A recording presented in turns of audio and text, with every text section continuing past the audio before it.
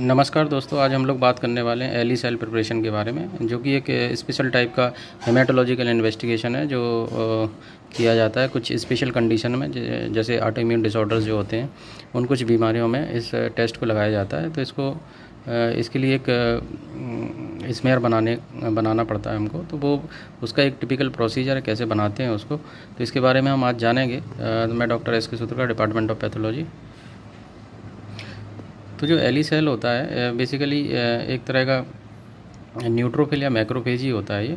और जैसा कि आप डायग्राम में भी देख सकते हैं कि जो न्यूट्रोफिल या मैक्रोफेज है वो दूसरे सेल के जो न्यूक्लियर मटेरियल है उसको इनगल्फ कर लेता है या उसको अपने अंदर ले लेता है। और इस तरह से एक होमोजीनस टाइप की जो बॉडी है वो आप देख सकते हैं कि जब लिशमैन स्टेनिंग करते हैं तो इस टाइप की जो होमोजीनस बॉडी है जो जिसमें न्यूक्लियर मटेरियल है दूसरे सेल का, तो वो बन जाती है। तो इस होमोजीनस मटेरियल की जो बॉडी बनी हुई है इसको एली बॉडी बोलते हैं। और इसको आसानी से हम माइक्रोस्कोप के अंदर स्मेयर्स में देख सकते हैं। तो इसके बनाने के लिए पूरा प्रोसीजर है, तो इसके बारे में बात करेंगे। तो जो एली सेल्स होते हैं स्पेसिफिकली इनको ऑटोइम्यून डिसीज़ में कॉमनली देखा जाता है। तो इसमें जो 3 इंपॉर्टेंट कंडीशंस हैं ये बहुत ही इंपॉर्टेंट है, जैसे सिस्टमिक लूपस एरिथेमेटोसिस या जिसको SLE बोलते हैं, इसी के नाम पे इसको एली सेल कहा गया है क्योंकि इसमें ये कॉमनली एली सेल मिलता है। दूसरी कंडीशन रूमेटॉइड आर्थराइटिस, ये भी एक ऑटोइम्यून डिसऑर्डर है, तो इसमें भी एली सेल मिलने के चांस रहते हैं। तीसरा जो ड्रग इंड्यूस्ड ल्यूपस या ड्रग इंड्यूस्ड स्किन डिसऑर्डर्स हो जाते हैं, specially related two methyl dopa करके एक ड्रग होती है, उसकी वजह से इस तरह के रैसेस पूरी बॉडी में बन जाते हैं। और उसमें भी आप एक तरह का वो भी ऑटोइम्यून डिसऑर्डर है, तो उसमें भी एली सेल को हम देख सकते हैं।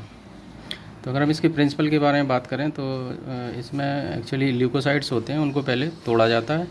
तो ल्यूकोसाइड मीन्स WBC को एक्चुअली जो ग्लास बीड्स होती हैं, छोटी छोटी बीड्स, उसमें डालते हैं हम ट्यूब में, और उन बीड्स के माध्यम से उसके ल्यूकोसाइड्स को तोड़ते हैं। और तोड़ने के बाद उसका जो न्यूक्लियर मटेरियल है उसको निकाला जाता है। तो अगर उस पेशेंट के ब्लड में अगर एंटी न्यूक्लियर एंटीबॉडीज़ होंगी या इस एंटी न्यूक्लियर एंटीबॉडीज़ को एली फैक्टर भी बोलते हैं, तो अगर एली फैक्टर होगा उसके सीरम में या ब्लड में, तो वो जो एंटी न्यूक्लियर मटेरियल है जो तोड़ा हुआ WBC को तोड़ने के बाद जो न्यूक्लियर मटेरियल निकला हुआ है वो इसके साथ में इंटरेक्ट होगा। तो आप देख पाएंगे कि एक तरह की जो एली बॉडी बन जाती है। और ये जो न्यूक्लियर मटेरियल है ये दूसरे ल्यूकोसाइड्स के द्वारा ले लिया जाता है, और एक इस तरह से आप स्मेयर में टिपिकल टाइप का सेल देख सकते हैं। तो यहाँ पे स्मेयर जो प्रिपेयर करते हैं बफी कोड से प्रिपेयर करते हैं, इसके बारे में आगे जानेंगे। तो मेन जो प्रिंसिपल है कि यहाँ पे आपको WBC को तोड़ना है, और तोड़ने के बाद अगर उसमें एंटी न्यूक्लियर एंटीबॉडीज़ होंगी तो वो जो न्यूक्लियर मटेरियल है उसको उसके साथ अटैच हो जाएंगी, और दूसरा न्यूट्रोफिल इसको इनगल्फ कर लेगा या उसको।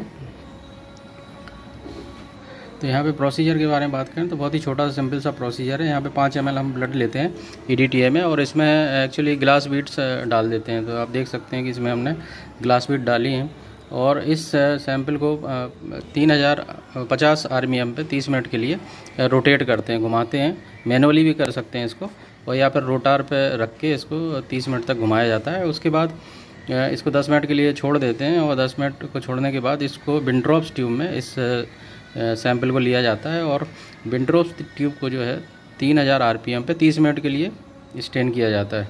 और इसको विंट्रॉप्स ट्यूब को 30 मिनट के लिए 3000 RPM पे सेंट्रीफ्यूज़ किया जाता है। और सेंट्रीफ्यूज़ करने के बाद आप देख सकते हैं कि ये टिपिकल एक बफी कोट जो है बीच में आएगा PCB के और प्लाज्मा के। तो इसमें 3 फ्रैक्शन हो जाते हैं। एक तो आपका RBC फ्रैक्शन रहता है जिसको PCB बोलते हैं, पैक्ड सेल वॉल्यूम बोलते हैं। दूसरा बफी कोट रहता है जिसको WBC या जिसमें WBC और प्लेटलेट पाए जाते हैं। और तीसरा ऊपर प्लाज्मा रहता है। तो ये बफी कोट होता है, उससे एक्चुअली क्या स्मेयर बनाया जाता है। तो आप देख सकते हैं कि बफी कोट से हमने स्मेयर बनाया, और इस स्मेयर को लीशमैन स्टेन के द्वारा स्टेन किया जाता है।